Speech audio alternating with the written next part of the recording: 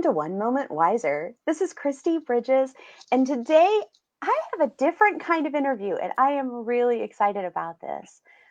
I met Jordan Desbien. Is it Desbien? Desbien. Desbien. Desbien. Oh, it's French. Okay, Desbien. Oui. I met Jordan Desbien a couple of weeks ago, and we started talking about something that is so close to my heart. You all know that I like men. I think men are people too, and sometimes women we think that we're all we need, and it's great to be independent, but we tend to push our guys kind of off to the corner. I that just breaks my heart because men need to be needed, right? I mean, they have a place in this world, a very important place. Well, Jordan actually has a program called Vital Men because he recognizes that, but he also has an insight that I don't have into um, an understanding that can help men to really take their place, to really, embrace who they are. So, Jordan, thank you for being here today. Yeah, thank you for having me, Christy. You bet. I am so glad you're here. So, can you tell me, let's backtrack just a little bit. Can you tell me a little bit about your backstory? What got you to the point where you said, I need to create Vital Men? That's okay. That's a loaded question. Once upon a time, a man and a woman got together, and me. Ta-da! um, so I was born to a woman, and I love my mom. And I want to preface everything that I say with I'm not speaking from a place of hurt, but from a place of healed. And so Mm, some of the things that I'm going to say are not representative of who I am anymore, who my mother is anymore, etc. Um, my mom was a bit of a crazy party girl, and so I never met my father, my biological father, and in her younger BC years, mhm. she'd been married a few times, so I'd had a few stepdads. And I think her intention was she wanted to have a father for me, but she was also wanting something, for herself, as women do, Right. that they want that partner. Um, and so going through this life as a child, when you are learning and like a sponge pulling everything in, not having a solid, consistent father, it really it takes a toll. Yeah. Maybe not immediately, but especially down the line. And so the only consistent father figure I had was my grandfather, which he happened to die when I was 16. So, Oh. yeah. But my most current, or my current stepdad, who's actually now my legal father, adopted me when I was young. I think 12. I don't remember exactly, but I think 12. And I love the guy.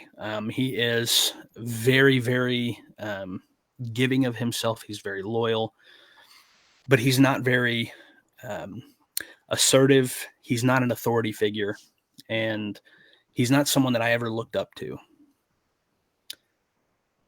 And again, I love the guy. Yeah. He'd never stepped into that position, and having this growing up, with my mom. She says we grew up together. Mhm. I say that we grew up together, but I also helped raise her. There were some things that she did that I witnessed, and it really affected my perception and the way that I viewed her in our relationship. Created a lot of unhealthy soul ties, a lot of unhealthy habits, and as I got older, that progressed to where I still had this need to take care of her and make sure that she was doing okay. And getting into being married, that affected a lot of my marriage Mhm. because I would kind of put my mom not above my wife, but almost on the same level, to Yeah. where I had to equally make sure that they were both okay and they were taken care of and things were done. And It's that exhausting. it is, but it also creates a lot of friction between me and my wife, between me and my mom, and between my wife and my mom. And that was exhausting. That's a really good way to put it. But it also put me in a very unique position to be able to step outside and kind of take an objective look at the dynamic of the situation. Oh, good. Um, we went to some therapy, me and my wife, and the therapist told us and told me that I have what they call an enmeshed relationship with my mother, Hmm. and it's not good. It's not life and death, but it's not. It can be very damaging, and it can hinder your intimacy and trust and things with your spouse. Yeah. And so I had to kind of make that choice to say, you know what, my wife, besides God, my wife comes first. My immediate family comes second, and then everything else follows in an order of priority. And that was difficult. Yeah. Um, Difficult in the beginning. As I made those choices consistently, it became easier. But even today, it's still a very difficult thing for my mother. Yeah. Um, I I am responsible for the way that I see things, the way that I view things, my actions. I'm not responsible for um, the actions or the position that someone else takes. Right. And especially with my mom, I can't take the burden of, well, she needs to feel okay with my decision. Right. And so, even though it may feel to her like I have betrayed her because this is how we've lived for, 30 plus years, Right. that cutting off was very important for kind of the next season of me really trying to understand what it is to have your identity as the head of your household, as someone who is responsible for the well being of your family, and to kind of come into your own identity. So, what I'm hearing is as a child, you learned that you were good at taking care of your mom to the extent that you were able as a child, with a mom Right. who is free adult. And you kind of saw that maybe like a lot of us do as a feeling of power, a feeling of success, a feeling of, this is where I fit. Almost But then, fulfillment, like you feel right, fulfilled with fulfillment. those. Yeah. You do. And then as you grew up, you found that you couldn't quite leave that role Hmm. and step into your next role, Hmm. the next part of your life, Hmm. unless you made a major change. And Hmm. that can be really hard for someone who has been dependent on someone else, and also who, you were, if as if we go through different marriages, we still have this part of us, right? This biological connection to this person who never leaves us, who's Hmm. always there. Yeah. And that can be scary to allow that shift. But as moms, we have to know that our goal is to raise a child who will be a beneficial part of society, right? Who's going to have Hmm. their own life that's not ours.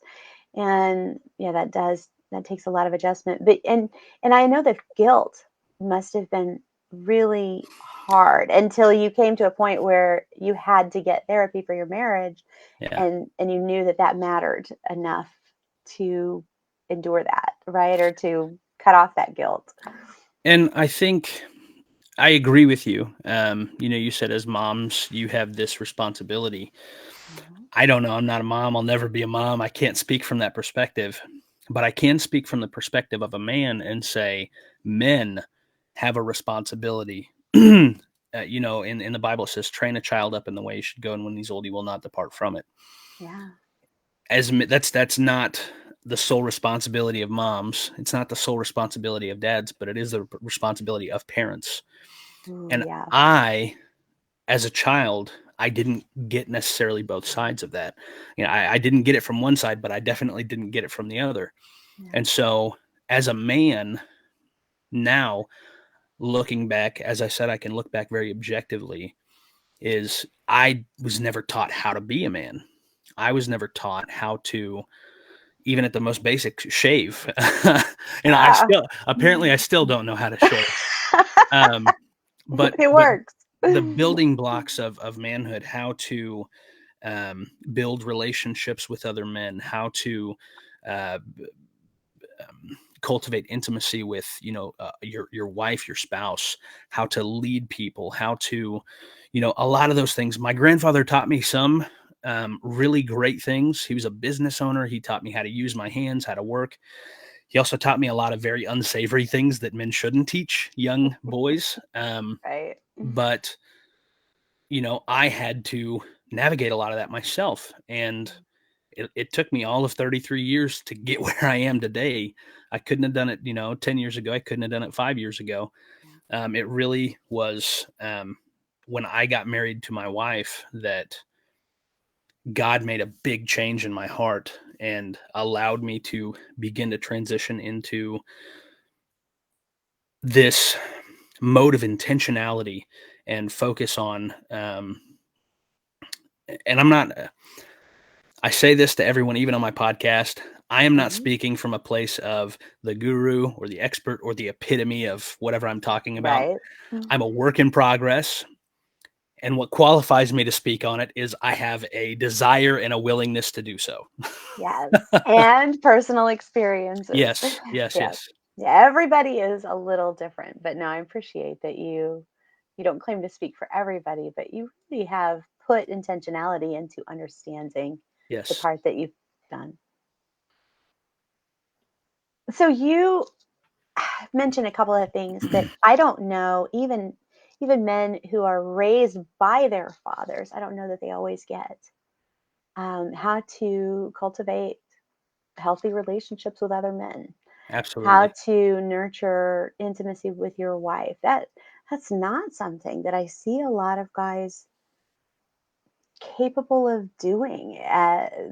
There seems to always, at least in my world, there are some guys who really have like this tribe that's great.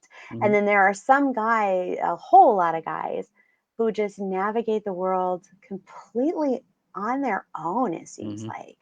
So, can you help us? Yeah.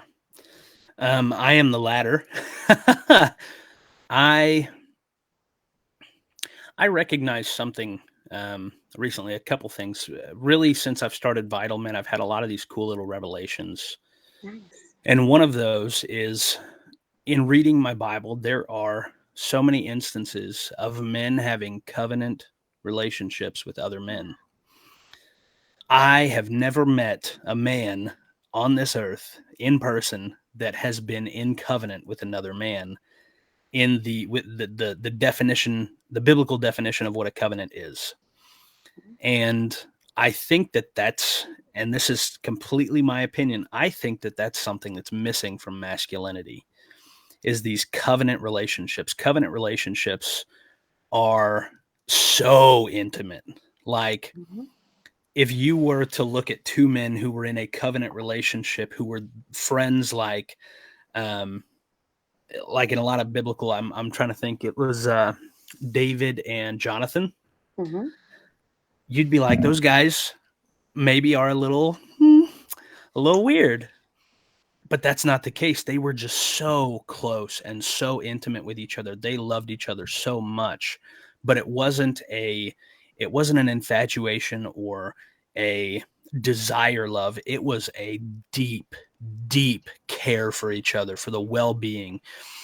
And so in these covenant relationships, a lot of the dynamic was everything that I have, everything that I own is completely at your disposal. Yeah. Anything you're going through, I want to walk through it with you. And that is extremely intentional. That doesn't Mm. happen by accident. And so I am looking to start cultivating and initiating men to begin pursuing covenant relationships. I am pursuing covenant relationships. Another thing that was really interesting that I got some revelation on Mm-hmm. was the kind of the ideals and the intentions of how men act and think and reason. And that ties into 1 Corinthians 13, verse 11, which says that when I was a child, I thought like a child, I reasoned like a child, I spoke like a child. But when I became a man, I put childish things behind me. And I Mm. think the fulcrum of that verse says, when I became a man, I put. It wasn't that they fell, they didn't disappear. He intentionally, I put childish things behind me. I made that choice. I actively participated in pursuing and becoming that man. So men, me included, Yeah. have not put childish things behind us. We are still acting very selfishly. We're looking for the self-fulfilling things. We're not self-sacrificial like we used to be. We're not putting those childish things behind me. We're still making sure that our mom is kind of up there with wife, or even sometimes higher than wife. There was my generation is kind of more social media, TikToks, and this and that, and a lot of these candid interviews on the street. And there was a video that kind of inspired that talk that I did on my podcast about that. And it was Yeah. a guy going around and saying, "Hey, wife, kids, mom, put them in order of priority." And Cool. one guy said, "Mom, kids, wife. Wife's replaceable." Oh, wow. Yeah, yeah, and A lot of times women do the same thing. No, that's terrible. you know, Oh my goodness. kids. I think kids are very, very important. Absolutely. Oh, yeah. In order to follow the structure that God has given us, Mhm. your kids come second to your spouse, no matter what. And that can be extremely hard, especially for people who have been hurt by a spouse or by someone who they've been in a relationship with. Because the kids, we have this, inherent need to or this natural instinct to love our kids and take care of our kids and make sure our kids are okay. And they are consistently in our life. And let's say there's a single parent who has kids and then they come to another relationship. Well, their kids have been there longer, so they take priority. And that, although logically and naturally that would make sense on paper, Mhm. that is a recipe for unhealthy, unbalanced relationships And a lot of grief. now and in the future. Yeah, a lot of grief. We have to model for our children what a healthy relationship is Yes. in order for them to have one. And if we're too, um, sometimes I've done everything for my kids and now they're gone, now they don't even want to talk to me. We can get into that kind of thing. Hmm. And that comes from not prioritizing right. And we still have to be careful, right? I mean, there are people who will hurt our kids. We have to be Yeah. diligent to protect them. But no, I agree. It really does make for a healthier child growing into adult if they see a healthy parental relationship, even though sometimes they may resist that because, I mean, hello, when we're kids, we want to be first. I think that yes, I think there's a balance with that too, of protecting your children, Mhm. but also um, when we talked before, I said I think everybody, for one thing or another, has to learn the hard way. Mm, And when it comes to growing up and when it comes to finding your identity and making decisions, if you are protected from every bad decision, as soon as that protection's gone, you're probably going to make a bad decision. yeah, And very true. so I think that it's important to allow your children to make not necessarily bad decisions. You don't want your 4-year-old going smoking meth, but Not but you today. want to allow them to weigh consequences and give them, instead of protecting them from a situation, give them information that can help them make a decision. Yeah. And you have to have discernment with that. You can't, again tell a child, hey, if you rob a bank, like, okay, now here, go ahead and make a decision. You have to allow them to begin navigating those choices to train them. That verse, train a child up in the way it should go.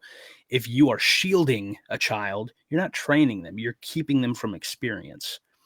Training sometimes involves scraping a knee or falling, and instead of, man, that's something cool. A coach, when he's teaching a football team, he has them do drills, he has them do practice. Yeah. um, there's a uh, I don't remember what the guy's name is. I know there's a movie about it. Anyway, the Spartans. Oh, yeah. Gerard Butler. I don't remember his name in the movie, but really, they would train harder than they would ever fight in battle. Their goal was to bleed more in training than they ever would in an actual fight, Yeah. because whatever they face is going to be easier than what they've already done. And if they can do the hard stuff in a safe environment, when they go to face those challenges, it's going to be much easier to make better decisions and to be safer with things. And so, in that same light, when you have a child, you're training them for battle, for when they're not under your protection, for when they can't make mistakes, and have grace and land not super soft to where they don't get hurt, but to get hurt, but have the opportunity to get up and do it again. Gotcha. I like it. And I mean, just giving them, and we start small, right? We give them Mm-hmm. little decisions they can make, but we don't keep it small, Yeah. because we want them when they're on their own to already be in the habit of choosing well. And so little things like you've got 10 days off, that you can take off of school without failing this grade, right? Yeah. So you feel, a little nauseous this morning. How many months do you have to go before the end of school? Maybe you should space this out, and it's your choice. And Yes. then they can, start to budget their days. They can start to plan things a little better, try I, things a little better. and I think, I mean, talking about choices, someone Yeah. put in the comments, I think it's cool. I can read these comments. King Leonidas. Leonidas Yes. was the guy I was talking about. But making choices leads to the things that we'll experience in the future. And something else that we talked about, because we've talked before, we're having this Yeah. interview, was the difference between consequences and condemnation. Yes. And that's something that I think is so important to recognize as you're walking through trials. When you make choices, those choices are planting seeds. Your actions, the things you say, and those seeds are going to go into soil, your life, and they're going to eventually sprout and bear fruit. Yeah. And so when you're walking through really hard times, it's very important to analyze the situation and say, is this the consequences of my actions, of my choices, of the things that I've said? Or is this condemnation? Is this something coming against me? Because when you can recognize consequences or condemnation, you now know what your response should be. Grace is important. Mhm. Grace is important. We talked about that. And grace is unmerited favor. And God's grace will, this says, grace covers a multitude of sins. So even if we do have consequences, grace can step in. But if you have consequences, it's important as a man to take ownership and not try and get out of it. My prayer when I am at that decision of, are these consequences or is this condemnation? When I recognize this is consequences, my prayer is, God, I know that I've brought this here. I know that I have walked myself into this. Take this cup from my lips, but not my will, yours be done. Modeling Yes. kind of that prayer of, I know that this is something that I need to do. I know Yeah. that this is something I need to walk through. I would love for you to take it from me, but I want to be in your will. Yeah. And knowing that he's going to walk through it with you. Mm, There's Romans 8, you talked about consequences and condemnation. And I just want to pause for those who are not used to this kind of conversation. Um, Romans 8 tells us there is no condemnation for Hmm. those who are in Christ Jesus. Absolutely. And what this tells us is if we are not experiencing our consequences, Hmm. that we've created for ourselves, then we may be experiencing resistance. If God is good, then there's someone bad out there, right? Yeah. And you can look around you and see that there is evil in the world. So if there's something that's coming at you that you didn't help create, then that's not of God. And you can say, Lord, you know, maybe God's allowing you to go through a challenge, Hmm. or maybe it's something that He can just stop. Hmm. And you can go to God and say, hey, this is happening. Um, help me to see clearly what you are doing, but take care of me in Yeah. this. And the Bible says, resist the devil and he will flee from you. Absolutely. And so when we're talking about consequences, even then, God is with us. Hmm. Even then, God is with us. And Jesus proved that sometimes God is willing to take our consequences completely because they're more than, is beneficial for us to go Absolutely. through. Yeah. The wages of sin is death. So our Yeah. life, we've earned death from sin, Yeah. but we don't have to experience that. And that is an example of the grace of God. Yes. You talked about how He'll walk through that with us, and that, I mean, reminds me of Psalms 91, where it talks about, though I walk through the valley of the shadow of death, I will fear no evil. Or Psalm Yeah, 23. Yep. yeah, his or Psalm 23. Psalm 91 is about the Psalm 91 wife, or the Dwelling in the secret place of the Most yeah. High and Anyway, being protected. Yep. yes, but his rod and staff, they comfort me. When you are walking through the valley of the shadow of death, you're not walking to it, right? Right. You're walking through the valley of the shadow of death. And if you were living your life according to God's will, you're following Him. So He is bringing you through the valley of shadow. You followed Right. Him through that. But as you're walking through, He's not dropping you off. You're not Mm-mm. stuck there. You have a place that you're following Him to. So when I talk about consequences versus condemnation, when you're walking through that valley of the shadow of death, was it my consequences that brought me here, or is this condemnation that's coming at me as I'm following Jesus? Yeah. And if, in either case, I fear no evil. Yeah. I know that everywhere I go, I'm with the one who Yes. knows. And so, just like if I don't know if you were a Boy Scout, but I know when Was. I think of going camping, I love to go camping, Hmm. and I love to go hiking. But if I'm going to go in a new forest, a place that I haven't been, I am directionally challenged, and I don't know what berries are good to eat. So I'm going to go with someone who Yeah. knows the place, Yeah.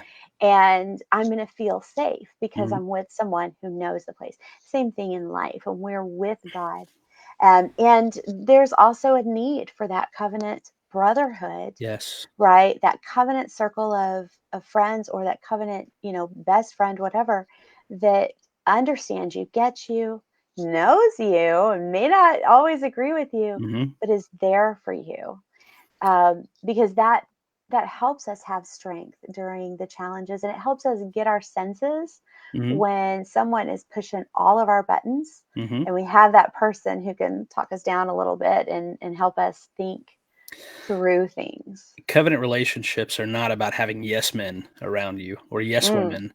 It's not right? about someone who's going to hype you up and gas you up. And when you're, having an argument with your spouse or with somebody, 9 times out of 10, they're going to defend your spouse. They're not going to defend you. They're not going to be in your corner saying, "Oh, you should leave them," which, sometimes Which that is not happens. helpful usually. And so recognizing, you can recognize the intentions of someone and have your own discernment to say, is this something I should bring to this person? Is having this conversation and unloading on them, is that going to build my marriage up, or are they just going to make me feel better? Right.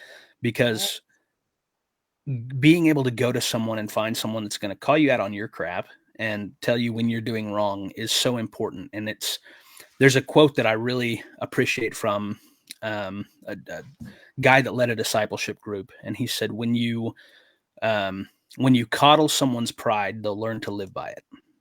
This is true. I I desire someone to tell me when I'm doing wrong. I want to risk the embarrassment and just for you to tell me, "Hey, this was wrong of you." Because if no one tells me that, I'm going to continue to do it and I'm going to Yes. hurt people. And I'm not benefiting myself, I'm not benefiting them. So you going into a relationship or being a confidant or in covenant with someone who is just going to tell you how great you are, that's not beneficial. That's not going to No. help you grow. And you want people who pray. Yes. Because I'll tell you a short story from my own life. When Yes. Richard and I were split up, the second time, my husband and I have been married 25 years, but we brought a lot of baggage into it. We Mhm. split up twice. And the second time, it was me. I had just run out of any respect or love because I had been focusing on all the things were wrong and Mhm. not focusing on what I loved about him and where we were going. But at that point, I felt justified, and I was just done. And a couple of people in my life that I thought were totally going to be on my side because they had seen everything, right? Um, Actually spent time in prayer and came to me and said, "This isn't right. Yeah. I think you're going to lose a lot more than you ever imagined." Mm. And I was like, "I'm fine, thanks." you know, and they just kept praying and they kept Mm. going, "I don't think this is what God is saying." Mm. That's good. And you know what? They were right. And normally, if these people had gone on their opinions, Mhm. they might have gone, "Go get it, Christy." Yeah. Yep, embrace that new life. Yeah. But instead, they said, "I'm going to pray for God's best for Yeah. Christy," and they were open to hearing what God had to say. That's And good. I'm so grateful. That's I'm so good. grateful. That's awesome.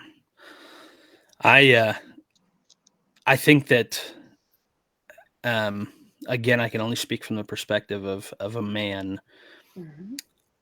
A lot of times um men will have their buddies and I think that's great. I think that you should have a group of guys that you can just have fun with.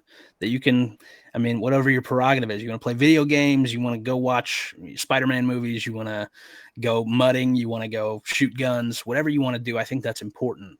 Yes. But that shouldn't be the entire personality of your friendship and of your relationship. Yeah. I you can have buddies where that is, but for that to be the only circle of influence that you have around you is just your have fun guys. That's where you have those men, like you said, that will walk through life completely alone, where Yeah. they're carrying everything. Yes. Developing those relationships and being vulnerable with people and being uncomfortable and going into things understanding I am completely risking embarrassment and I have to put down my pride. I have to put these childish things away so that I can now grow, so that I have the opportunity to do better. Because as a man, we're called to be leaders. We're called to set the temperature. We are uh, when Adam and Eve were in the garden, Hmm. and this is I say this. Don't make a doctrine out of this, but the dynamic between Adam and Eve was I believe that Adam saw what was and this is preface it. Don't make a doctrine out of this. I believe Adam saw what was happening between the snake and Eve. The I Bible believe does say she gave it to her husband who was with her. exactly. Yeah. I believe that he saw what was happening and his instead of stepping up in that leadership role and protecting his wife and saying, "No, you're not going to do this." He wanted to Yep. see what would happen. Even as just an accountability partner, it's still up to her decisions, Mhm. because we are individuals and we're perfectly capable of making that decision when you're looking or when you're not.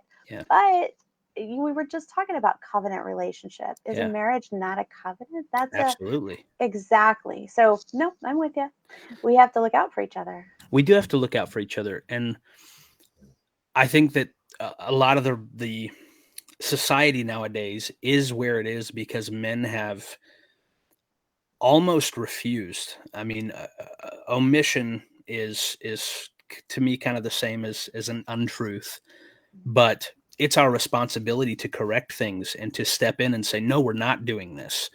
No, I'm going to speak up, and it's going to create tension. And you may not be liked, immediately, but our job as men is not to be the most popular.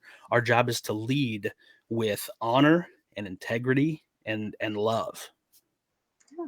And coming from a very strong woman here who knows where I'm going and knows what I want to do and usually knows all the right things, right? Hmm. Um, we have to be willing, ladies, to let our men establish how they're feeling about something and what they believe is right, the right way to go. And we have to give to that because um, God put them in our lives for a reason.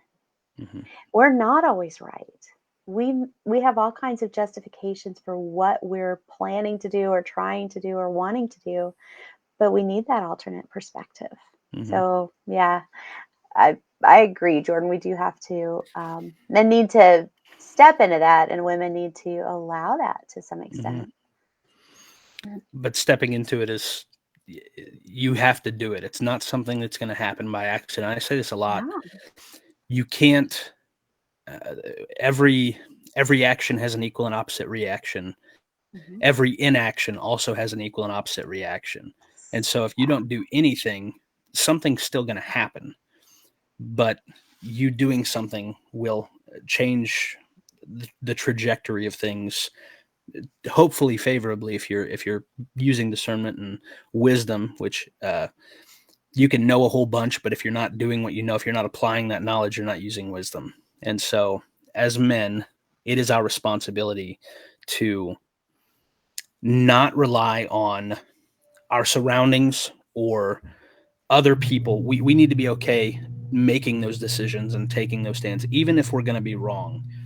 And I think a lot of times men, because of the lives that we've grown up with, the childhoods that we've had, me growing up without that father figure, I can use that as a crutch to say, well, I was never taught.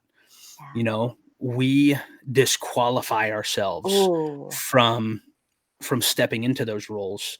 A pastor that I had would kind of tell this analogy, and he'd say, let's say you're, and this was more about preaching the gospel, but I think that has more applications.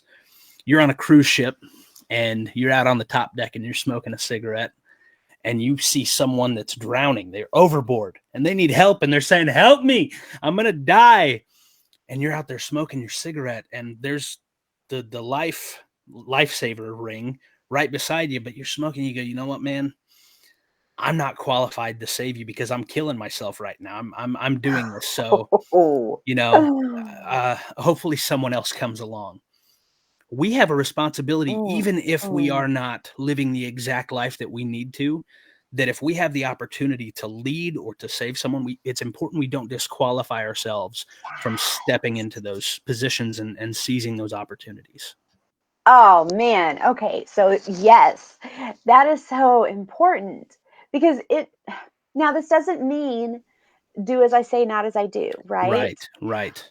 But yes, if we are given an opportunity, no matter where we are Hmm. in our growth, and no matter how we've messed up, take that opportunity. God is continuously Mm. giving us opportunities to work with Him and to reach other people. That's beautiful. So I'm just curious if I'm a guy, right? I'm not obviously, but if I'm a guy, and I'm going, you know what, Jordan's right. I need to step up and you know stand up for what I believe or what we need to do. Be the take my role. Um, what do I do? Do I just call a family meeting and say from now on everything I say goes, and you guys just follow, or how do I? What's the best way to approach? Absolutely.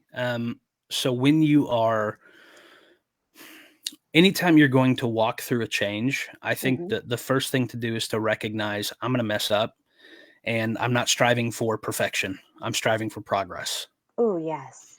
Um, make that decision before you start. Is I am going to make sure that my actions are moving the needle, even if it's 1%. I'm going to begin to intentionally, and that's important. It's not going to happen by accident. Intentionally begin to make changes. For you to come out and say, "All right, I'm the authoritarian, and you need to submit, respect my authority." Yikes. Yeah, you're setting yourself up for failure. Is it going to work? I can't say. I'm not in that position. It might. There's always an exception to the rule, but the chances of success and the chances of you being consistent with that are slim to none. So the first step is number one, recognizing I'm going to mess up, I'm going to fall, but I'm choosing now not to let that be an excuse when that happens.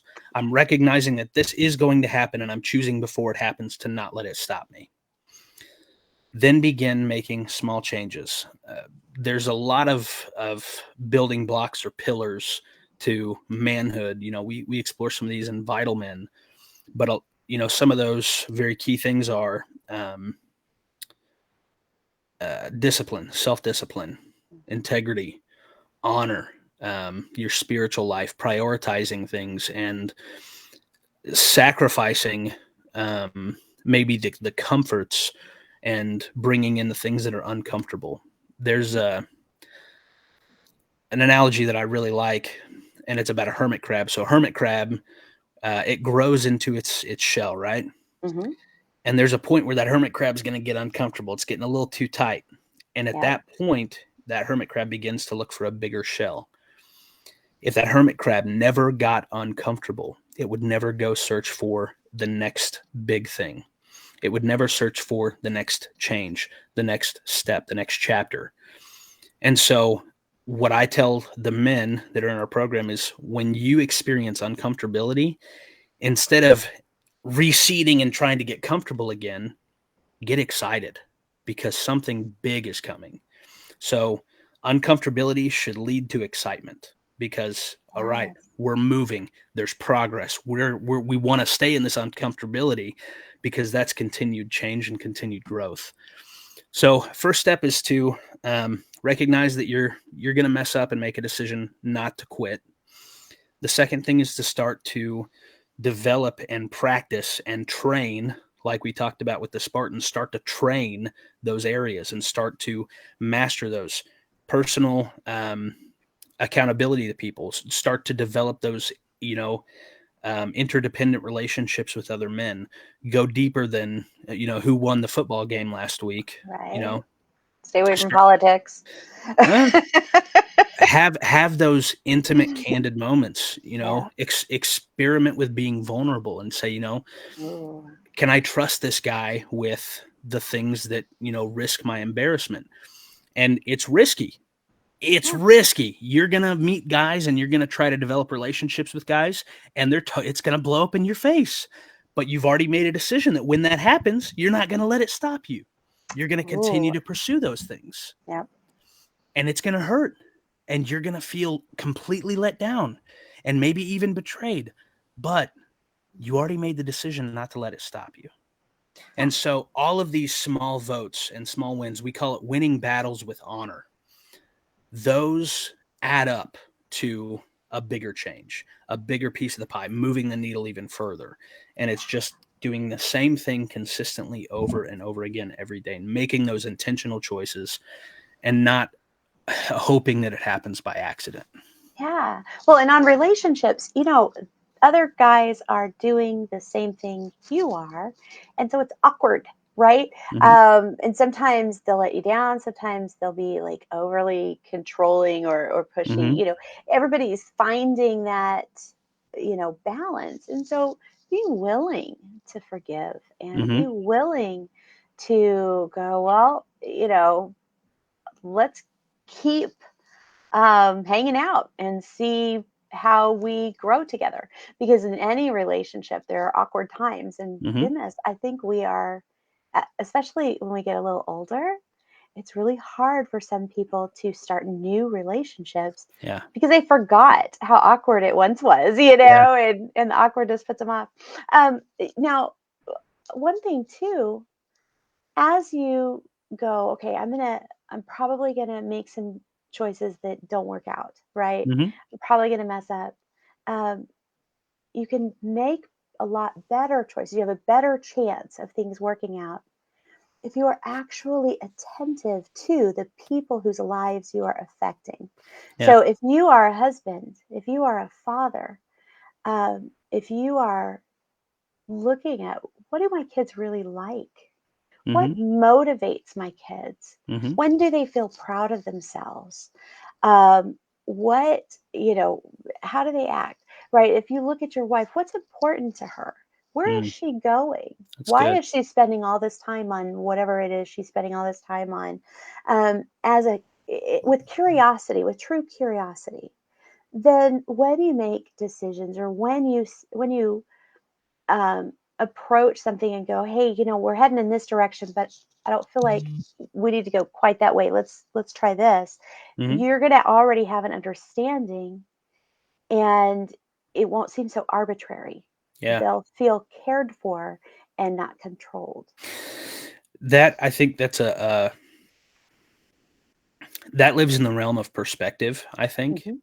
And so, um, so I owned a roofing business for a few years, and perspective was very important for Oof, yeah. sales. We did a lot of sales, and the way I love doing object lessons and analogies. I think that Jesus spoke in parables, and that's so effective. And so having someone walk through an experience and have that experience and then tying it into the actual message you're trying to use. So anytime we'd bring someone in, we had those VR goggles. I don't know if you've ever played with those or used those, but there's a game inside this VR thing where you have to walk on a plank above like a 40 or 50-story building. And it in the VR goggles, it looks crazy. Well, what we did was we built an actual plank that sat about 2 inches off the floor, Oh, and we'd put the VR goggles on the new guy and we'd say, all right, you got to go walk the plank. And we would project what he saw on the TV, and everybody be around watching him walk on this plank 2 inches off the floor as he feels like he's 50 stories up, right? oh man. And to him, he's in a super dangerous situation. We can all see that he's fine. He falls over, he's going to be fine, but it's life and death to him.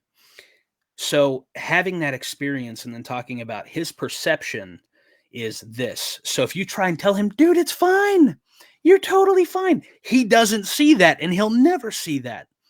Understanding the perspective that he sees and then trying to speak to him, teach him, lead him, comfort him, Mm. whatever you're going to do. And you have to use discernment to understand what's the proper response to this. And you're not always going to get it right. But again, it takes practice. It takes you being consistent and making that decision. I'm going to choose this in this situation. And maybe it's wrong, but I'm practicing recognizing the proper response. I'm practicing looking from an outside perspective to say, what are they experiencing, feeling, touching, smelling? What is real to them right now? And how can I best help, lead, comfort, listen, whatever it needs to be, removing yourself from your own, you're fine, I can see you, nothing's going to happen, to I know what you're experiencing seems completely real right now. And that I've been there. I can absolutely say you are not wrong for feeling this way. And then going into, I want to comfort you. You have an opportunity to usher them away, or show them the other side. I mean, it's not always going to be the same. Well, you're fine. We can fix it. This is the problem. Right. Um, Perspective is very, very important when you are being a man or a leader or a friend or a husband or a father. That's a key, big key. Yeah. Well, it's like that saying, people don't care how much you know until they know how much you care.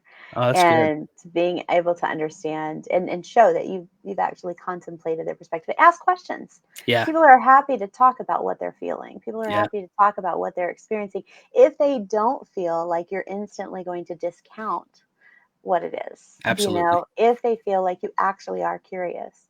Um, that's beautiful. So, And Jordan, I'm sorry, go ahead, please. I was going to say, and when you are beginning to make those changes and you start Mhm. asking those questions, if you've never asked them before, you're going to get some pushback. Yeah. You're probably, you're in a situation where you're starting to ask, let's say, just in this scenario, You're a husband who says, I want to be a better husband, a better leader, a better father. And your wife is walking through something and you start asking questions. There might be a, you've never cared before. Right. That's going to hurt as a husband. I'm trying to do this to be the better husband and you're doing that. No, you got to have grace. You got to say, what's their perspective? You've never asked this before.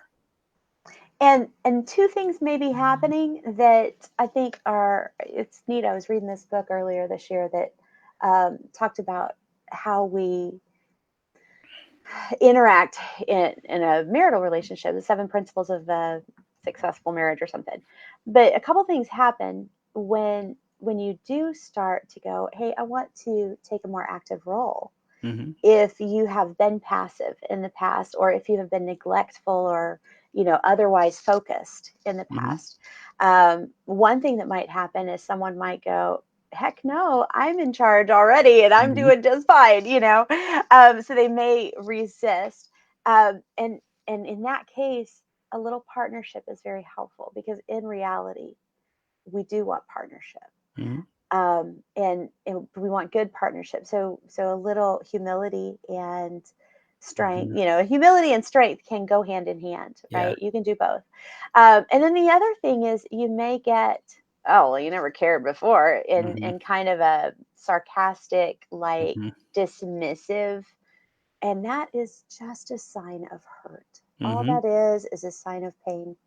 And you may, bristle and feel like going, whatever, and then the Mm-hmm. fight starts. Or you can say, you're right, I am sorry about that, I want to change that because I care about us. Taking ownership about it. I love that. Yeah.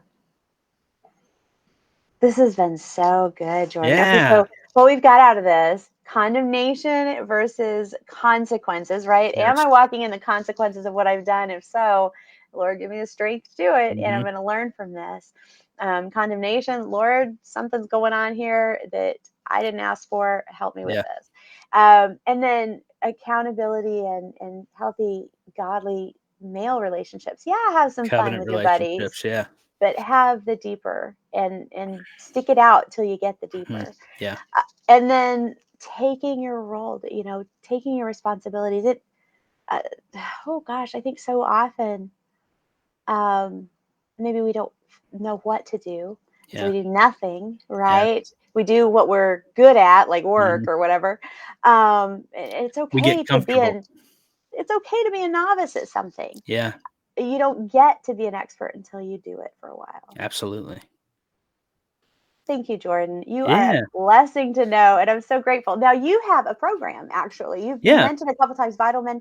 You tell us just a little bit about that?